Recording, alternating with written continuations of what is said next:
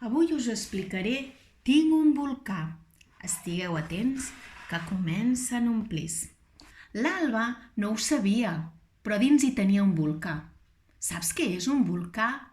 Diguem que és una muntanya que pot ser que estigui molt tranquil·la, però que de tant en tant s'enràbia i treu foc. Doncs l'Alba en tenia una dins, més o menys entre el melic i les costelles.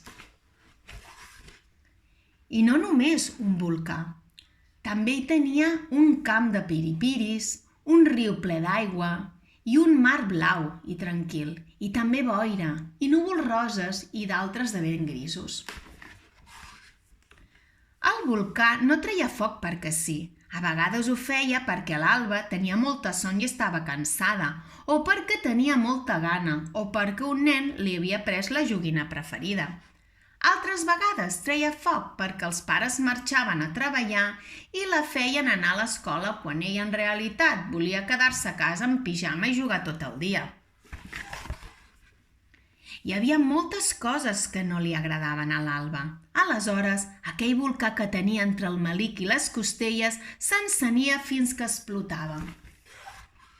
Quan el volcà entrava en erupció, l'Alba s'espantava i patia tota l'hora.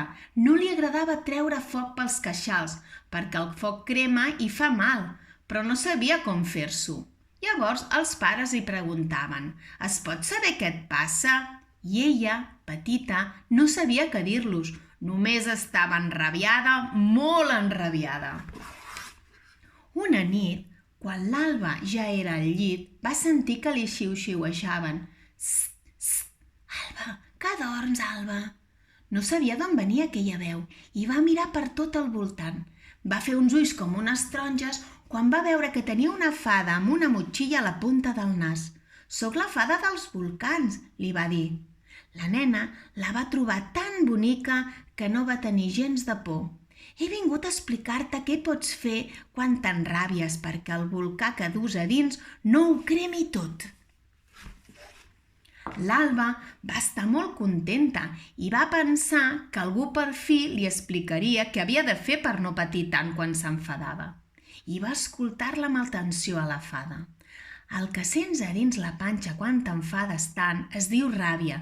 És normal que t'enrabis i tens tot el dret, però si el volcà explota et farà mal a tu i als altres i no podem fer-nos mal entre nosaltres. Quan sentis que es desperta, respira lentament i porta l'aire cap al volcà. Agafa'l pel nas i treu-lo per la boca, a poc, moltes vegades. Veuràs com el volcà s'anirà apagant i no cremarà a ningú. Vols provar-ho?» L'Alba i la fada van respirar juntes una bona estona. Al final es van posar a riure, es van fer un petó i la fada va dir que havia de marxar per anar a explicar a altres infants el truc del volcà. Va carregar-se la motxilla a l'esquena i va sortir volant per la finestra. Al cap d'uns dies, l'Alba es va despertar amb molta son. El pare li deia que s'afanyés, que arribarien tard a l'escola, però a ella li era igual perquè no volia aixecar-se, ni posar-se aquell jersei, ni aquelles calcetes, i encara menys anar enlloc sense la mare.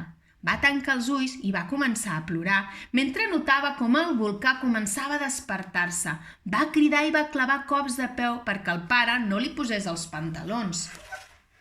El volcà cremava, però no només el seu pare. El pare també tenia un volcà encès a dins, perquè també estava molt enfadat.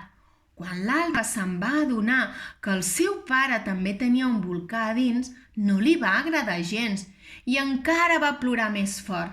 De sobte va recordar la fada del volcà i el que li havia ensenyat i va practicar el que li havia dit, respirar lentament i portar l'aire al volcà per apagar-ne el foc. Va començar a fer-ho i va veure com de mica en mica la ràbia anava marxant. «Què fas?», li va demanar el pare encara enfadat. «Respiro per apagar el volcà», li va dir l'Alba. «El volcà que duc a dins que s'encén quan sento una cosa que es diu ràbia». «Doncs em sembla que jo també en tinc una dins», va dir el pare.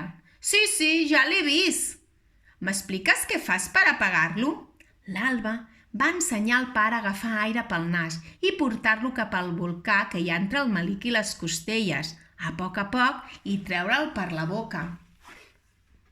L'Alba i el pare va acabar rient a cor que vols, com havia passat amb la fada del volcà. Aleshores ella va córrer cap a la finestra i va cridar: «Fada, funciona!»